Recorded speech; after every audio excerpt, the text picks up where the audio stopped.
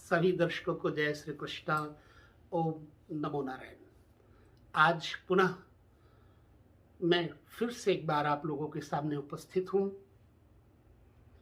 राशिफल और दैनिक पंचांग के सेवा में। कैसा लगता है आप लोगों को कार्यक्रम? बंधुओं, एक चीज मैं कहना चाहूंगा कि श्रमेव जयते। श्रम करो, संकोच नहीं। प्रेम करो, मोह नहीं। कर्म करो, इच्छा नहीं। क्योंकि श्रीमद् भगवद गीता कहती है, कर्मण्यो अधिकारस्ते मा फलेषु कदाचन मा कर्म फल हेतु भो ते संगस्तु कर्मणि। तो ज्योतिष और पंचांग का तात्पर्य काल निर्णय से लेकर के किया जाता है, जिसमें कि हम अपना मनोबल मनोयोग लगाते हैं और साथ देती है गुरु कृपा। तो गुरु कृपा ही केवलम। काल कितना भी खराब हो, समय कितना भी खराब हो, परंतु जिस पर गुरु कृपा होती है वह व्यक्ति कभी भी हताश नहीं होता, निराश नहीं होता। धर्म का आश्रय मत छोड़ो। माता पिता, गुरुजन, अतिथि, इन सब की सेवा करना हमारा धर्म है। अच्छी बातें कहीं से भी मिलती हो तो लेना जरूरी है। बुराई अच्छे लोगों से भी ना लिया जाए। बड़ों के सामने हम नतमस्तक होकर रहे, इससे हमारी प्राण ऊर्जा बढ़ती है। कुछ सूत्र होते हैं जीवन में जो हमारे शास्त्र कहते हैं, और हम उन शास्त्रों के अनुसार जब चलते हैं तो हमारा जीवन अकलुषित हो जाता है, पवित्र हो जाता है, पावन हो जाता है, पुनीत हो जाता है। तो इसी क्रम में हम चलते हैं आज के पंचांग के अंतर्गत। बहुत महत्वपूर्ण होता है पंचांग मुहूर्त। हमारी भारतीय संस्कृति इसी पर टिकी हुई है, और हमारी भारत की संपदा को प्राप्त करने के लिए जो हमारी पाश्चात्य सुदूरवर्ती देश हैं, वो भी कामना करते हैं कि हम अभिलाषा करते हैं कि हम भारत के उन मनुष्यों के साथ कुछ समय बिताएं जो योग्य हैं। तो आप में वो योग्यता आनी चाहिए। कब आएगी? जब आप बड़ों का सम्मान करेंगे, जब आप बड़ों का आदर करेंगे, और कुसंग का त्याग सदैव करना चाहिए।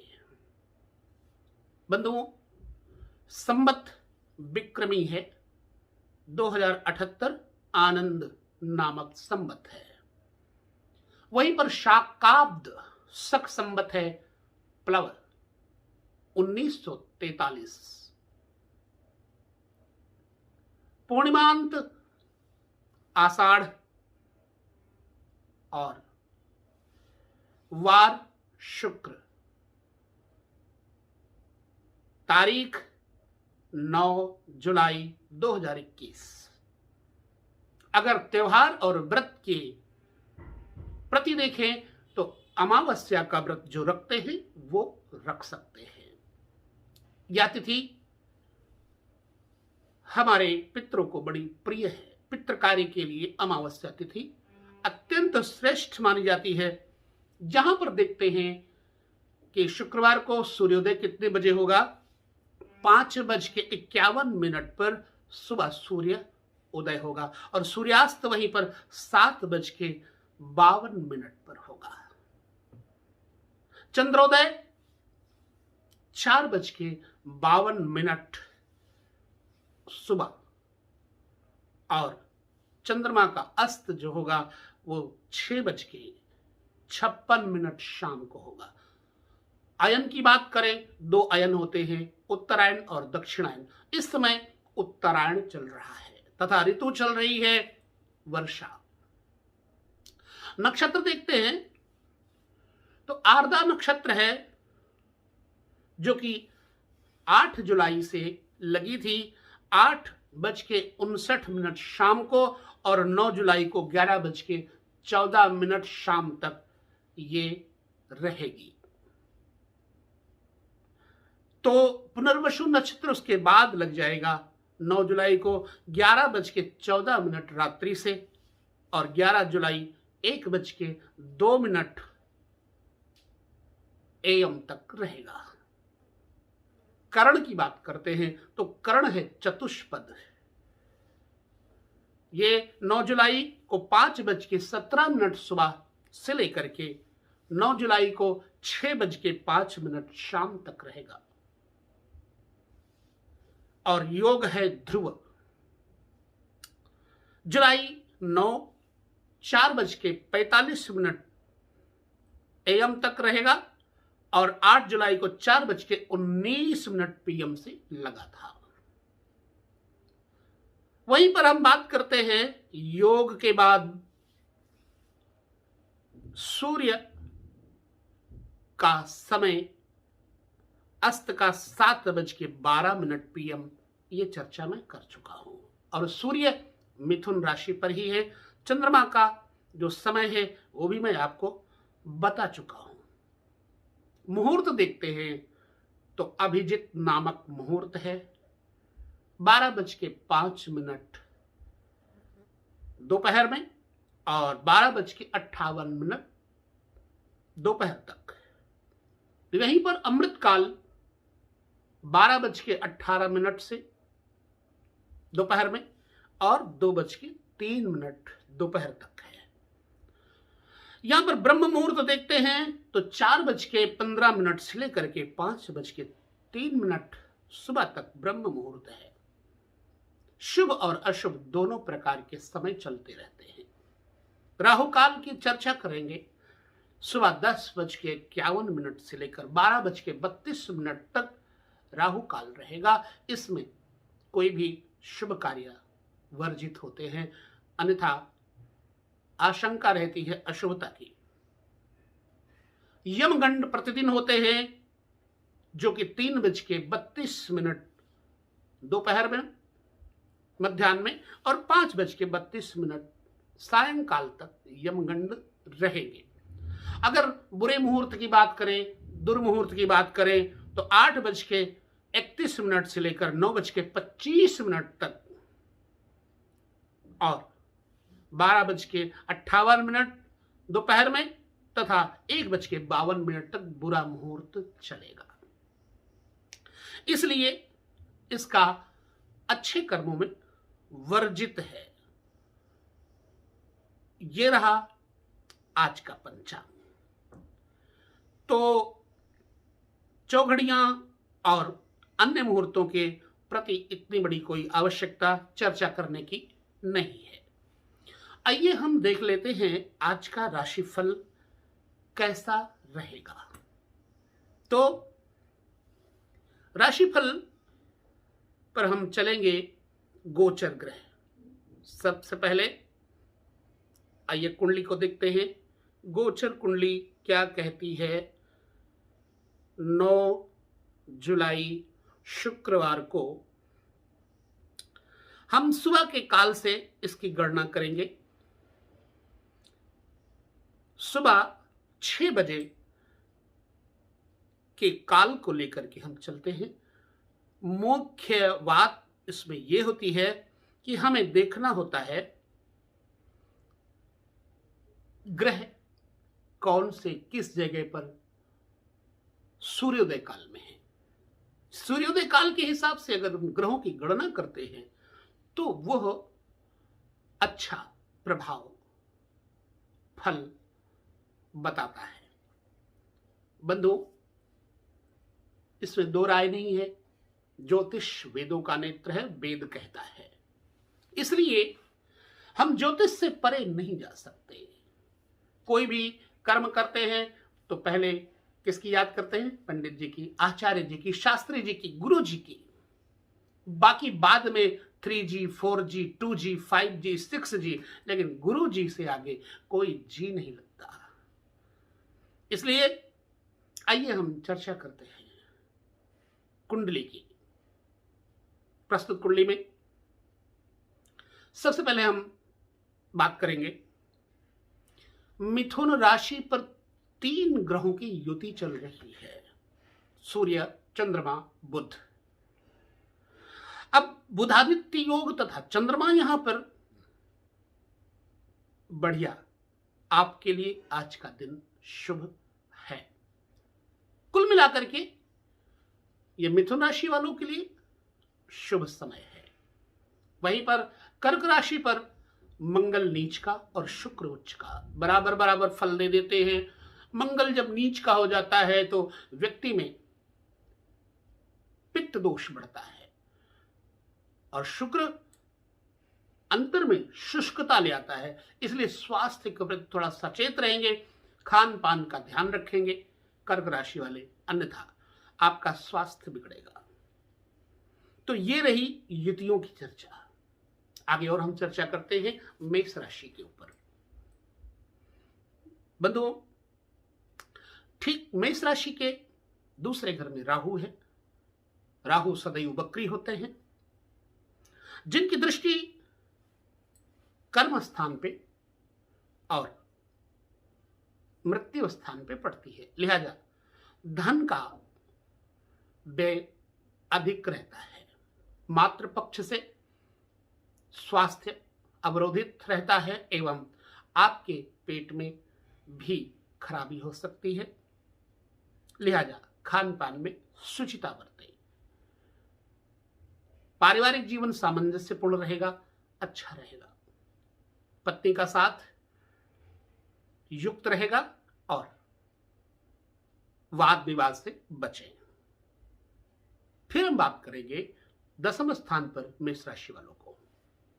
शनि वक्री अवस्था में बैठे हुए, स्वास्थ्य के प्रति सचेत रहने की आवश्यकता है।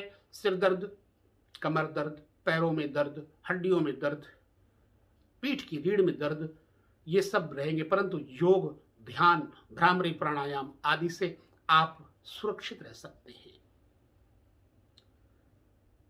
अब बृहस्पति देखते हैं तो मेष राशि वालों के लिए बृहस्पति ठीक 11वें घर में शुभता की तरफ ले चलते हैं। पुत्र, संपत्ति, परिवार, मित्र, बंधु, इस सब के लिए शुभ कारक है। तो मेष राशि वालों के लिए आज का दिन अच्छा है। अगली राशि चलते हैं हम वृक राशि की तरफ। अब देखिए, वृष राशि पर राहु बैठे हैं। लिहाजा राहु का स्वभाव होता है छाया डालना, सिरदर्द, धन का अपव्यय, किंतु धनेश बढ़िया होने के नाते धन का व्यय योग्य क्षेत्र में होगा, यानी कि अनुकूल होगा, सदुपयोग होगा, दुरुपयोग नहीं होगा। क्रोध से बचे और स्वास्थ्य को संयत करने के लिए जैसे सौंफ और इलायची इत्यादि का प्रयोग अधिकतर करें। पत्नी के स्वास्थ्य के प्रति सचेत रहने की आवश्यकता है। शनि आपके भाग्य स्थान पर बैठे हुए हैं, जो कि वक्र दृष्टि से पत्नी के घर को देखते हैं, तो वाद विवाद घातक सिद्ध हो सकता है। लिहाजा घरेलू उलझनों से बचें वृष राशि वालों के लिए। वहीं पर आमदनी का मालिक जो बृहस्पति है वो आपके कर्म में बैठा हुआ है। मैं पहले भी कह चुका हूं कि बृहस्पति का स्वभाव है गुरुता, गरुता, वजनता। वक्री ग्रह यदि शुभ हो तो बुरे स्थान को भी शुभ कर देता है, मैं इस बात को मानता हूं। लेकिन वक्री ग्रह स्त्रियों के लिए प्रायः यदि पति सप्तम भाव को देखे तो नुकसान कर देता है। इसलिए यदि स्त्रियों को मैं उपाय की तरफ ले जाऊं तो यही कहूंगा कि अपने मंदिर में दीप दान करें। कलश के ऊपर, पीतल के कलश में दीपक जला करके भगवत को अर्पण करें। भगवत अर्पण करके आप अपने व्रत को, अपने सुख को आगे अच्छी तरह से देख सकेंगे, सौभाग्य को देख सकेंगे। मिथुन राशि बंधु, मिथुन राशि पर चंद्रमा आपकी राशि पर संचरित है, सूर्य भी आपकी राशि पर बैठे हुए हैं, यहीं पर बुध बैठे हुए हैं।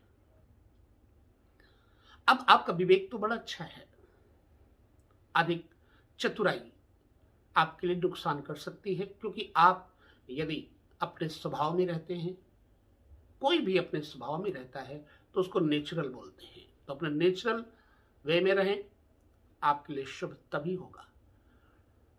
मंगल आपके लिए स्वास्थ्य के प्रति, जैसे उदर पीड़ा, क्योंकि पेट के ऊपर चतुर्थ दृष्टि पड़ती है तो पेट इत्यादि को खराब करते हैं, इसलिए दवाइयों पर, डॉक्टरों पर खर्चा हो सकता है। वहीं पर बृहस्पति आपके धर्म स्थान पर है, इसलिए धार्मिक यात्राओं का योग बनता है। और भाग्य का मालिक अष्टम होने के कारण शनि की उपासना करें। शनि देव के लिए शनि चालीसा पढ़ करके प्रसन्न करें, और हो सके तो मंदिर में जाकर के सरसों के तेल का दीपक शिव जी के सामने प्रस्तुत करें, अर्पण करें। आपका दिन मंगलमय होगा। कर्क राशि, कर्क राशि वालों के लिए जो मंगल है वो नीच का होने की वजह से सिर पीड़ा, उदर पीड़ा और पैरों में दर्द एवं बुखार इत्यादि आ सकता है। इसलिए मंगल की शांति के लिए क्या करें? एक झंडा, 5 लड्डू पीपल के वृक्ष के नीचे हनुमान जी के नाम से अर्पण कर दें, जिससे आपके स्वास्थ्य में बाधा न पड़े, क्योंकि ये आपको लगातार 10 से 15 दिन तकलीफ दे सकता है। वहीं पर शत्रु पक्ष से आपको कोई तकलीफ नहीं होगी। हाँ, आमदनी का जरिया इतना बढ़िया भी नहीं रहेगा कर्क राशि वालों के लिए। आते कन्या राशि पर आपके द्वादश स्थान पर मंगल शुक्र विराजमान है। परिवारजनों पर खर्चा बढ़ेगा। मित्र बंधु बांधवों में कोई मंगल कार्य होगा, जिसकी वजह से आपको व्यय अधिक करना पड़ सकता है। और वहीं पर हम शुक्र को देखते हैं, इसकी वजह से धन का खर्च आरामदेह चीजों पर, लग्जरियस आइटम्स पर खर्चा करवाते हैं। पत्नी के साथ मतभेद मंगल की वजह से हो सकता है, इसलिए आप हनुमत उपासना करें। पुनः आते हैं हम कन्या राशि पर। शत्रुओं से सावधान रहें, जादू टोना अंत्र मंत्र के चक्कर में न पड़े, और संतान के पक्ष से चिंतित रह सकते हैं, तथा थकान फील करेंगे। आमदनी के लिए दौड़ भाग बहुत करनी पड़ेगी, परंतु प्रचुर मात्रा में धन संपत्ति मिल सकती है परिश्रम से। कुल मिलाकर कन्या राशि वालों के लिए समय आज का दिन ठीक है। तुला राशि पर चर्चा करते हैं। तुला राशि के हिसाब से देखते हैं तो 10वें स्थान पर मंगल नीच का, व्यर्थ के अपवादों से कलंक, संतान पक्ष से किसी रोग या बीमारी की वजह से परेशानी, और शत्रु पक्ष को कमजोर करने के लिए हाथ में कलावा बांध के रखें। मंगल की शांति के लिए गुड़ और रोटी, देसी घी से चुपड़ करके रोटी पे गुड़ रखें, गऊ को और सांड को खिलाएं। हनुमान जी की उपासना करें ताकि आपका ये दिन शुभ रहे। वृश्चिक राशि, केतु बैठे हैं आपके लग्न में। लग्न में केतु की वजह से स्वभाव में चिड़चिड़ापन, सिर भारी, सिर पीड़ा। वहीं पर चतुर्थ स्थान पर बृहस्पति है, धार्मिक यात्राओं की आशंका है। अच्छी यात्राओं में आपको लाभ भी मिलेगा। सोना, चांदी, जमीन, भूमि, मकान इत्यादि के लिए आपका समय शुभ है। परंतु फिर भी मैं कहूंगा कि मंगल की दृष्टि खराब है, सो आपको भी कमर पीड़ा, उदर पीड़ा इत्यादि रहेगी। मातृ पक्ष से थोड़ा कष्ट रहेगा। हनुमान जी की उपासना करते रहें, हनुमान चालीसा पढ़ें। पुनः आते हैं हम धनु राशि पर। धनु राशि बंधु, आपके तीसरे घर में बृहस्पति हैं, जो कि सप्तम दृष्टि से देखते हैं 9वें घर को, वक्र हैं। और आप धर्म कर्म में, दान धर्म में, यज्ञ यागादि में इस समय व्यस्त रहेंगे। पत्नी का स्वास्थ्य, जीवन साथी का स्वास्थ्य दाम्पत्य जीवन में समस्याएं खड़ी कर सकता है। सूर्य की उपासना करें, सूर्य को अर्घ्य प्रदान करें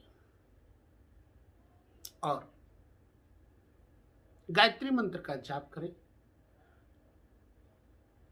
फिर भी धन के योग अच्छे हैं, यात्राओं के योग अच्छे हैं। पुनः आ जाते हैं हम मकर राशि पर। धनेश लग्न में है, कर्मेश नीच में है, 7वें घर में। दाम्पत्य जीवन में कलह करवाता है और मानसिक अशांति, सिर पीड़ा, हाथों में दर्द, कमर में दर्द इत्यादि आपको हो सकता है। परंतु पत्नी पक्ष से लाभ भी होगा। यदि आप ससुराल पक्ष से लाभ की आशा करते हैं तो आपके लिए यह समय शुभ है। धन, जन, परिवार सब बढ़िया। स्वभाव में मिठास रखिएगा, क्योंकि स्वभाव कड़वा हो सकता है। आते हैं हम कुंभ राशि पर। कुंभ राशि लग्न में गुरु है, छठे मंगल शुक्र के साथ बदनामी का कारण बनते हैं। यदि आप किसी महिला वर्ग से जुड़े हैं अथवा महिला हैं, पुरुष वर्ग से जुड़े हैं, तो अपने संबंधों को पवित्र रखें और जो भी किसी से चर्चा करें, खुलेआम अपनी पवित्रता को बनाए रखने के लिए बातचीत करें। पुरुष हैं तो स्त्रियों से, स्त्री हैं तो पुरुषों से, क्योंकि वैसे तो आप धार्मिक हैं। धन, वैभव इन सब का सुख है, परंतु इस प्रकरण में, जो शुक्र के प्रकरण में मैंने आपको बताया, किसी विलासिता वस्तु को खरीदने में अपना धन व्यर्थ में न बे करें, नहीं तो हानि उठाएंगे। मीन राशि, आपके लग्न का स्वामी खर्च में, व्यय में बैठा हुआ है, तो खर्च करवाएगा। मंगल नीच का पुत्र भाव में बैठा हुआ है, अष्टम दृष्टि से द्वादश घर को देखते हैं। इससे पुलिस केस, कोर्ट कचहरी से बचें। किसी महिला वर्ग से लाभ होगा, परंतु ये ध्यान रखें कि उसके सामने, पत्नी के सामने असत्य का, पुरुष है तो स्त्री के सामने और स्त्री है तो पुरुष के सामने असत्य का संभाषण न करें, झूठ ना बोले। फिर आपका सप्तमेश जो बुध है वो शुभ है, लिहाजा सुख, वैभव, नींद, यात्रा, पर्वतीय यात्रा, जलीय यात्रा के योग है। शुष्कता, जुकाम, सर्दी, बुखार इत्यादि से आपको थोड़ा सा तनाव हो सकता है, परंतु फिर भी भगवत उपासना से, भगवान श्री हरि विष्णु के जप से, विष्णु सहस्त्र नाम के पाठ से आपको सभी अशुभताओं से सुरक्षा मिलेगी। तो ये रहा द्वादश राशियों का फलादेश। वैसे मैं निवेदन यही करूंगा कि जो कालक्रम है ये ठहरता नहीं है। इतना समझ के चलिएगा कि संसार और शरीर नाशवान है, अपन अजर अमर अविनाशी आत्मस्वरूप हैं और उस आत्मस्वरूप की भावना से ओतप्रोत रह करके आत्मयोग, ध्यान योग, मेडिटेशन की तरफ यदि हम चलते हैं तो अंदर से हमारे सुख उपजते हैं। सुख बाहर नहीं है, सुख हमारे अंदर व्यापक है। इसलिए निरंतर सतत अपने अंतर में मस्त रहे, व्यस्त रहे, बाहर तलाश न करे, अंदर ही बैठा है वह स्वामी, वह मालिक और जगत नियंता जगदीश्वर। सबके साथ समता का व्यवहार करें। और हाँ, किसी को दुख देने से बड़ा कोई पाप नहीं है। हो सकता है कि हम सबको सुख तो नहीं दे सकते, परंतु किसी को अपने वाणी से, कर्म से, वचन से, मन से दुख न पहुंचाए, इससे बड़ा कोई पुण्य नहीं है। परहित सरिस धर्म नहीं भाई, पर पीड़ा सम नहीं अधमाई। रामचरितमानस की यह चौपाई निरंतर स्मरण में रखना चाहिए। तो ये जो कालक्रम की चर्चा की है, आज का दैनिक पंचांग, आज की राशिफल इत्यादि, ये अपना काम तो करेंगे, लेकिन हम अपनी उपासना, अपने ध्यान में निरंतर चित्त को लगा करके इन कठिनाइयों से, ग्रहों की कठिनाइयों से, दुराग्रहों की कठिनाइयों से बच सकते हैं। बस यहीं पर लेता हूं विदा। अगली बार पुनः फिर मैं मिलूंगा आपसे। तब तक के लिए हम आपसे आज्ञा लेते हैं। ओम नमो नारायण। जय श्री कृष्ण। प्रणाम।